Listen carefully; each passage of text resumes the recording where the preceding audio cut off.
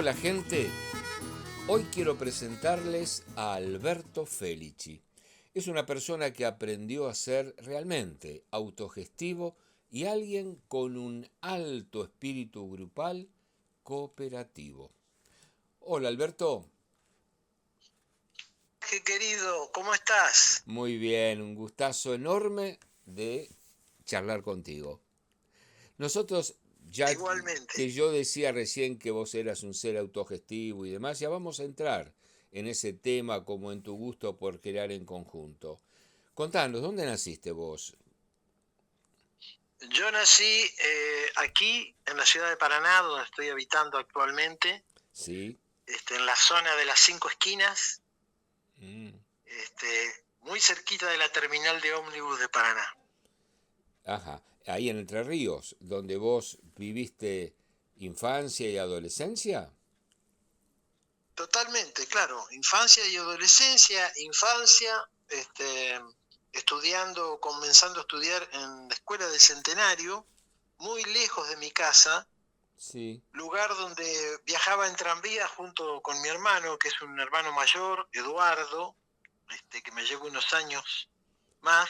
Mm. Y bueno, teníamos un trecho de unos 40 minutos todos Ah, los días en tranvía para llegar a ese colegio. la imagen del tranvía, por el cual yo he viajado también muchísimo de chico, pero tanto tiempo, tanto trayecto ahí en Paraná. Sí, claro, porque era la entrada de la ciudad en esa época, ¿viste? Ah, Entonces, era un lugar alejado de la casa de mis viejos, sí. pero al mismo tiempo era la ruta que mi viejo todos los días tomaba para su trabajo. Él trabajaba en la contaduría de la provincia de Entre Ríos y fue siempre, mi viejo fue durante más de 40 años el contador general de la provincia. Entonces, Ajá. este, nosotros bajábamos de ese tranvía cerca de la casa de gobierno y por ahí seguíamos a pie hasta el colegio, ¿no? Mira vos. Mira qué Sí. imagen. Ahora, vos sos un excelente cantante. Ahora, ¿cuándo descubriste esa facilidad o esa Ah, afición para el canto, eh?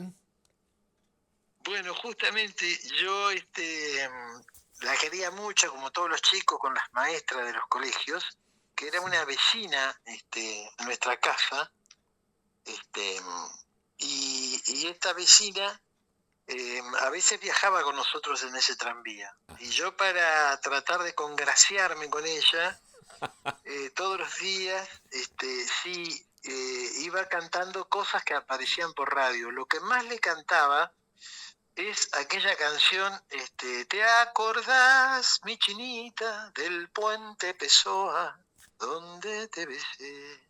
Y entonces ella, Sí. muy simpáticamente, me tiraba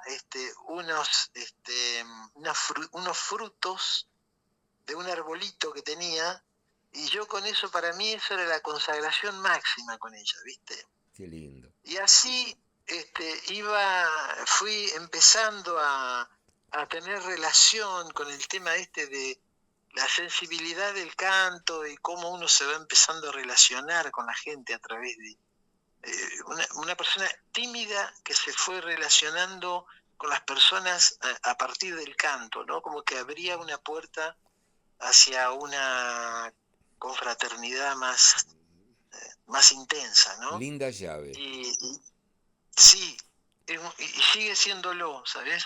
Aún Claro. hoy.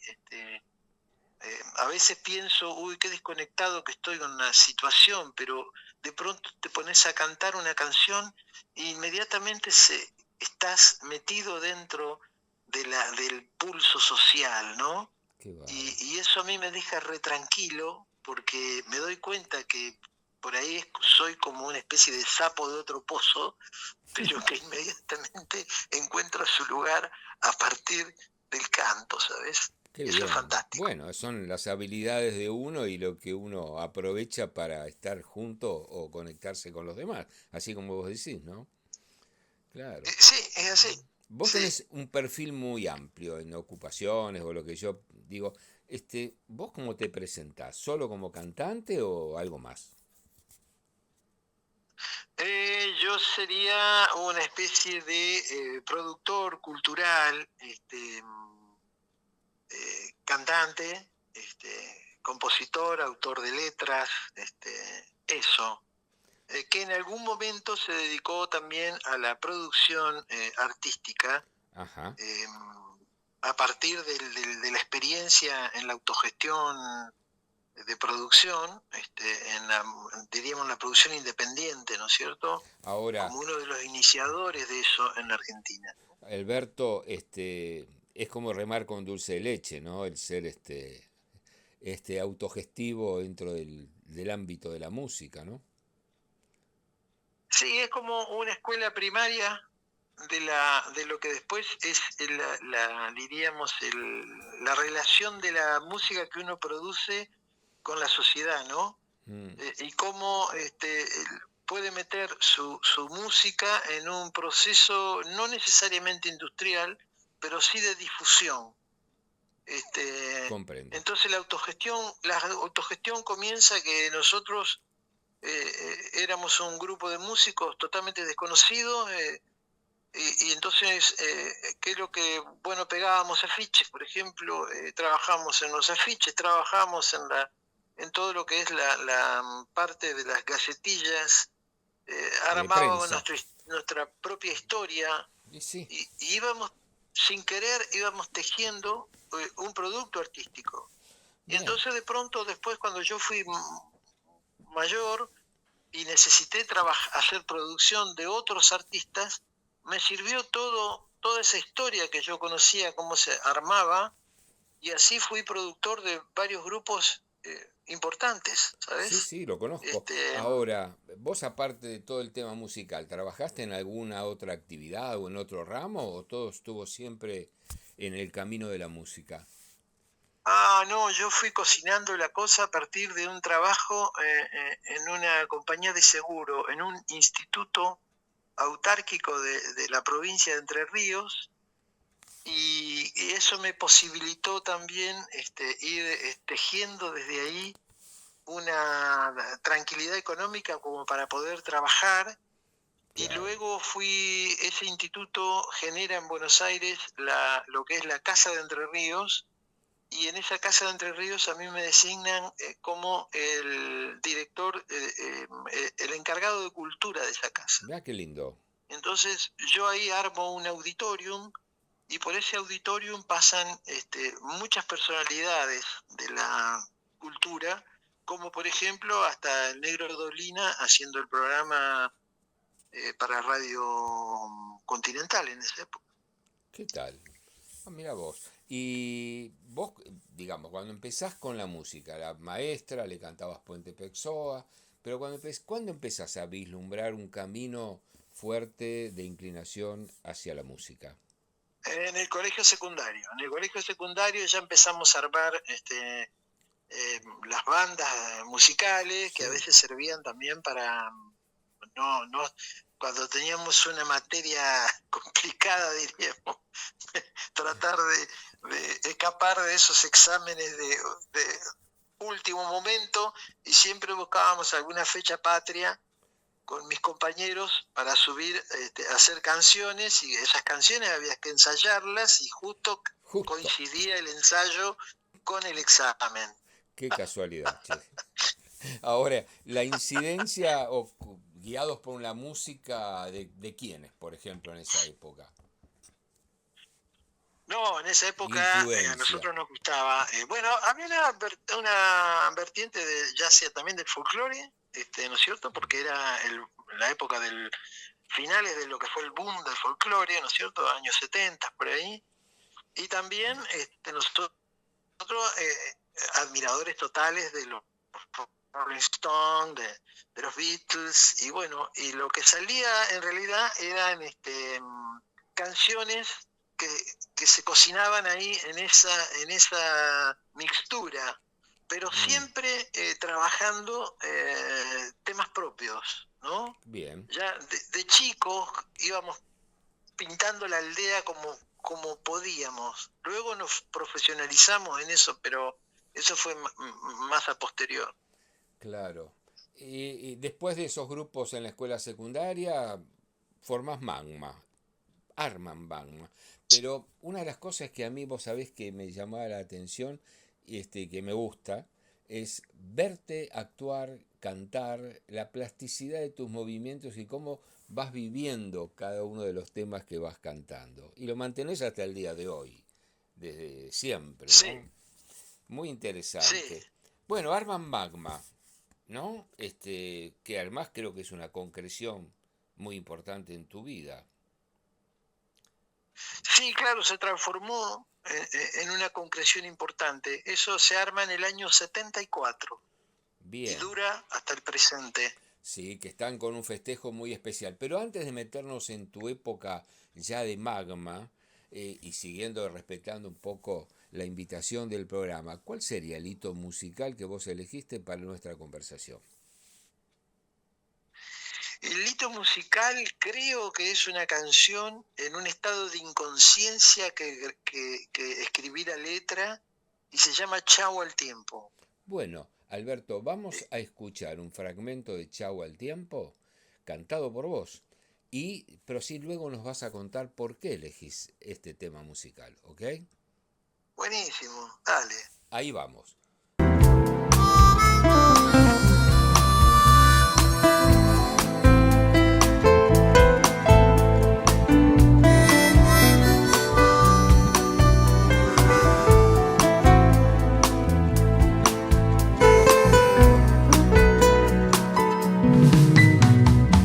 Yo la vi regresar caminando por la calle junto al río. Ella volvió solamente por un instante aquella noche a Puerto Sánchez. Bajo un vapor azul que envolvía todo, descendió de un taxi viejo que la trajo, según ella, por Alsina, y se fue, arrojándose chau al tiempo, y se fue, arrojándose chau al río, y se fue, arrojándose chau la vida, y se fue, arrojándose chau al río.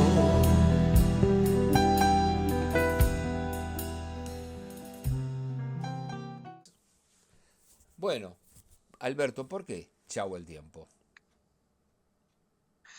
Chau al tiempo es, diríamos, la primera lectura, es la llegada de una mujer a la terminal de Paraná. Sí. Toma un taxi, que siempre fueron viejos en la ciudad de Paraná, ¿sabes? Toma un taxi viejo. Ajá. Y en ese taxi viejo se dirige a la zona, diríamos, central de lo que es la cultura costera de Paraná. Generalmente la ciudad le dio la espalda a la cultura de las costas, a la cultura del río. Sí. Y esa mujer va a rescatar su amor y no lo encuentra ahí en Puerto Sánchez, en ese lugar. Y entonces decide volverse por el río a su lugar de origen. Y eso, leyéndolo a posteriori, 50 años después, es casi la necesidad nuestra de adolescentes de emparentar la cultura de la ciudad con la cultura de las costas. Y es toda una lucha por la identidad, ¿no? Y el río como el sinónimo de la vida de estos lugares. Por eso ella se va por el río. Generalmente las radios se negaban a difundir este tema porque decían que era la apología de un suicidio. Y nunca yo lo pensé así. simplemente era chau al tiempo, y se fue, diciéndole chau al tiempo, pero se fue por el río, ¿viste? El río, la vida. Las Eso lecturas es la lectura, claro. que le dan a cada, se le puede dar a distintos temas, ¿no es cierto? Bueno, interesante Todos los lo temas que en cierta contás. medida son así cuando hay determinada antigüedad. Habría que hablar con el flaco Spinetta por Muchacho Ojo de Papel, ¿no es cierto? Bueno, Él decía, no, fui terrible con la... Yo soy muy amigo de Emilio del Guercio, ¿no? sí, Incluso fui director de arte, cuando Emilio fue director de música en Buenos Aires, yo fui su director artístico. Y, y yo recuerdo que Emilio le decía, no, flaco, pero lo que pasa es que nosotros dibujábamos en papel, por eso es Muchacho Hoja de Papel. Y el flaco decía, no, no, dice, yo creo que hice un uso de la muchacha y está mal lo que yo escribí, ¿viste? Entonces, pero esto, los tipos hablaban de esto 50 años después que habían hecho el tema, ¿entendés? claro, sí, Entonces, sí. eh, todos los temas pasa eso, pero en especial, el de Chavo el Tiempo, me sucede eso, es como la definición de la música de Magma, la búsqueda de la ciudad que va a buscar la cultura de las costas, una mixtura musical. Y con Magma, cuando ustedes lo arman al grupo, buscaron ya desde el vamos un estilo propio, ¿cómo era un Siempre hubo poco? una búsqueda de eso, bueno, entramos en la facultad de música, siempre fue la búsqueda de una música, Urbana. diríamos, con identidad, sí, a partir del rock, y luego a partir más o menos cerca de los años 80 comenzamos a mixturar con folclore, y cada vez nos fuimos armando, diríamos ya entrando en una definición de lo que sería música argentina. Y entonces ahí llega la primavera democrática de Alfonsín, Sí, donde este tipo de propuestas tenían un la espacio. posibilidad de Sí. caminar por el territorio argentino, y eso fue lo que hicimos, grabando varios discos. En total son 9 discos los que hemos hecho desde esa época, ¿no? ¿Y ustedes, o cómo surge el movimiento de la alternativa musical de la Argentina? Bueno, surge justamente eso, que había un folclore que no podía entrar en Cosquín, y había un rock que no podía entrar en los festivales de rock. O sea, un rock que había trabajado cierta proyección, cierta experiencia hacia otros lugares, y también un folclore que trataba de cambiar algunas cosas, ¿no es cierto? El folclore de proyección, que tampoco tenía espacio en Cosquín. Y entonces nosotros ahí abrimos una movida con distintos autores y compositores de todo el país, Ajá.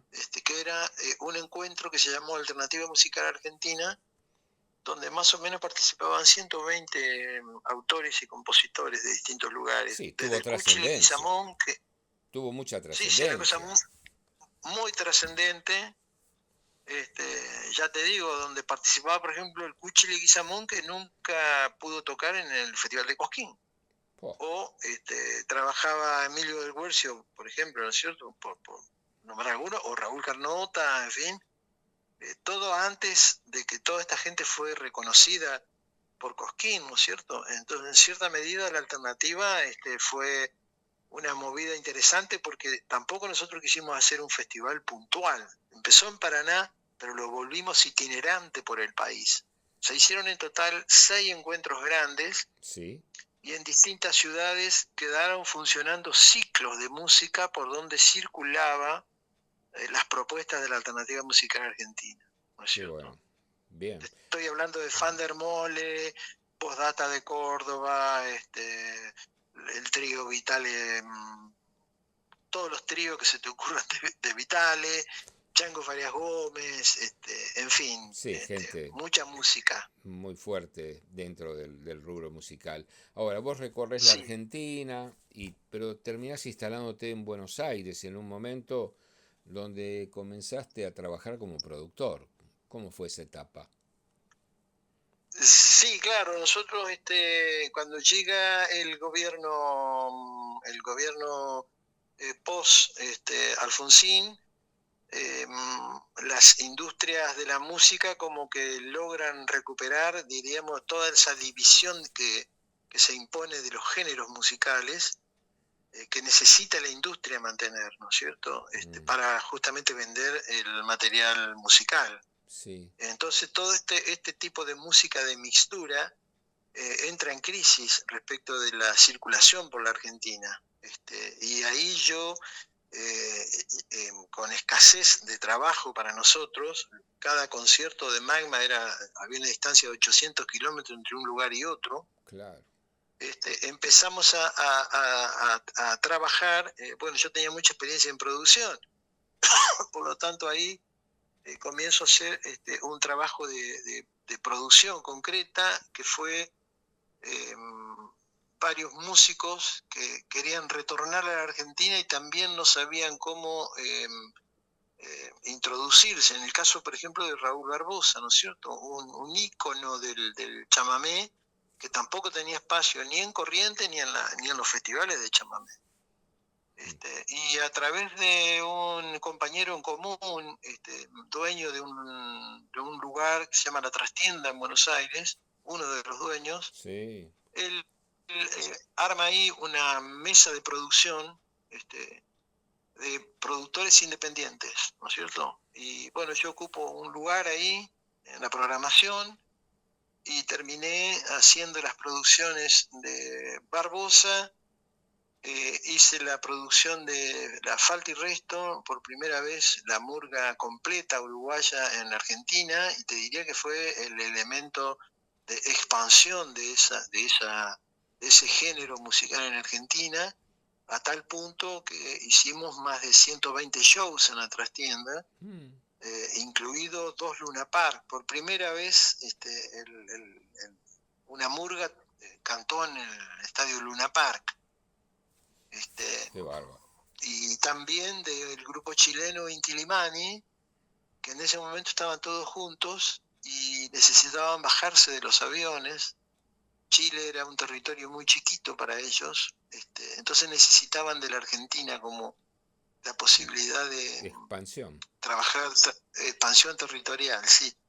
Y bueno, y trabajamos durante mucho tiempo con los Inti, y bueno, después ellos ya se dividieron en 2 grupos y todo eso. Bueno, yo ya me dejé de esa producción. Yo actualmente con la única persona que mantengo un vínculo de producción es con Raúl Barbosa.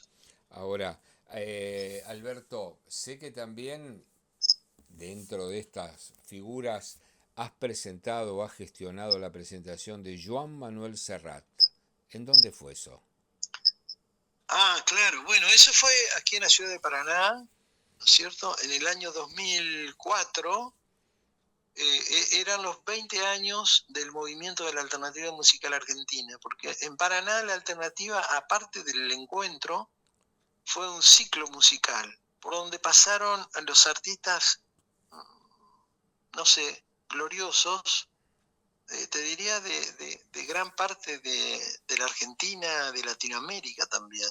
Ah, Y, y para conmemorar los 20 años de ese movimiento, se hizo Serrat en el estadio del Club Patronato. mira qué lindo. Habrá sido Y excelente repercusión, supongo, ¿no?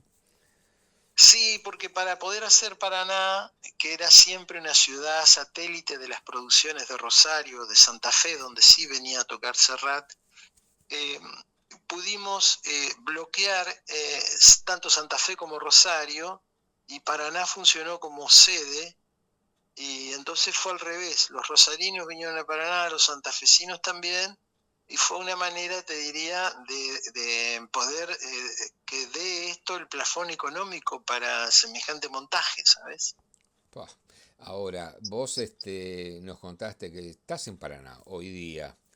¿Qué fue lo que Sí. motivó que vuelvas otra vez a tu punto de origen? Ah, bueno, nosotros estábamos con Barbosa trabajando en Paraguay una semana antes que se declare la pandemia. Y bueno, Raúl ya desde Paraguay viajó rumbo a París y yo volví en mi auto y pasé por Paraná a visitar a mi mamá ya de 90 y pico de años viviendo sola. Oh, Y ahí me doy cuenta que mi vieja no estaba bien. Así que me quedé y vino y se declaró la pandemia y bueno, y nadie podía moverse de los lugares y todo. Así que yo me vine aquí a este lugar que es una quinta que dejó mi papá a vivir con ella. Y aquí pasamos la pandemia. bien. Y ya que estábamos en pandemia, ya me puse a armar un estudio de grabación que está acá a mi izquierda, un estudio grande de grabación donde ha grabado Raúl sus discos y parte de los discos de Magma también, y donde nuestro amigo común Osvaldo Aguilar es operador de sonido acá, uno de los integrantes de Magma. Bueno, en fin, la quinta esta terminó siendo un lugar De rejunte. donde me fui quedando, exactamente. Y bueno, y mi madre, por problemas de salud que cada vez se fueron agudizando, no está actualmente conviviendo conmigo en este lugar, pero sí ella vive y yo sigo estando en Paraná. Ahora el tema es cómo uno hace para, ya que se acarenció de nuevo en el lugar, cómo hace para irse, ¿viste? Eso vendrá a posteriori. Bueno, sé que se viene una etapa de festejo por los 50 años de Magma, ¿sí?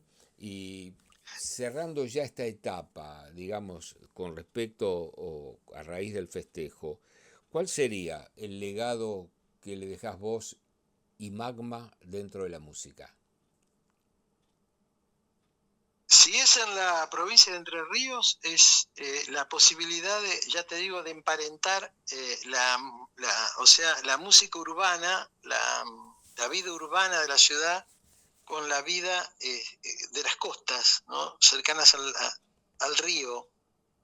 Emparentar eso de una manera única y fuerte, porque ya cada vez más fuerte y las fronteras es como que se han roto. Eso dentro de la música de Entre Ríos. Y si es a nivel de la música nacional, bueno, la posibilidad de autogestionar, de terminar con el cover musical, de terminar con la implementación del hit antes de trabajar la identidad. ¿Sí? Lo primero que hay que hacer es una canción que le guste a la gente, en vez de buscar primero una identidad para desde ahí cantar. Ese sería el laburo de Magma en ya casi 51 años de existencia. Perfecto. Bueno, para ir cerrando, yo voy a elegir un tema de Magma que siempre me ha gustado, eh, interpretado por vos, con Osvaldo Aguilar y el resto de compañeros del conjunto, que se llama Soy Limay. Y además la gente que nos escucha puede buscarlos en YouTube y ver las presentaciones que ustedes tienen o enterarse respecto a esto que estamos hablando, de toda la obra linda que ha hecho Magma hasta el momento.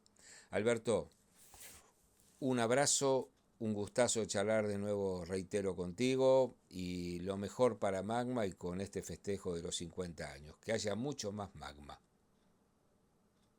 Gracias, Jorge.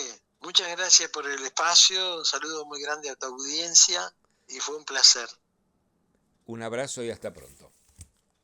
Gracias.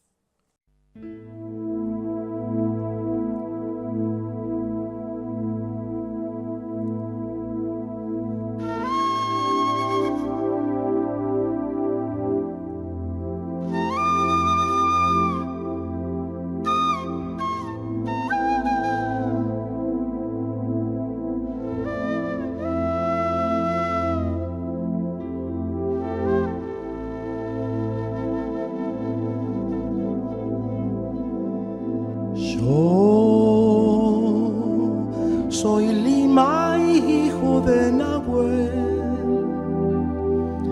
Canto a las piedras que me ven correr.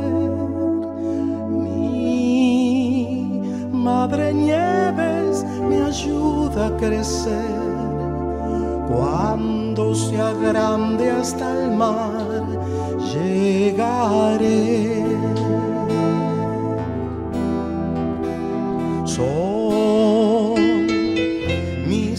abuelos, la luna y el sol. Lagos y arroyos mis hermanos son. Y aunque parezca que quietas están, las montañas siento que me cuidan. No quiero que frenen mi andar, quiero correr por las piedras. No me gustan las represas, quiero correr